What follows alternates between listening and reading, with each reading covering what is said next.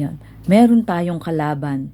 Kaya nga, bilang pagwawakas, sabi nga, maging strong tayo, be strong in the Lord, for hindi naman natin maikakaila at hindi natin maiaalis na meron tayong battle everyday. Kaya yun po, tayo po'y muli manalangin para sa pagwakas po nito.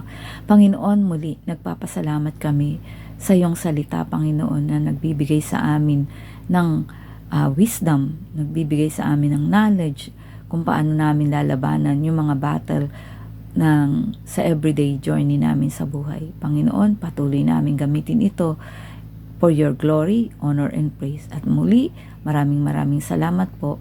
This all we pray, this all we ask, in the name of Jesus. Amen and amen.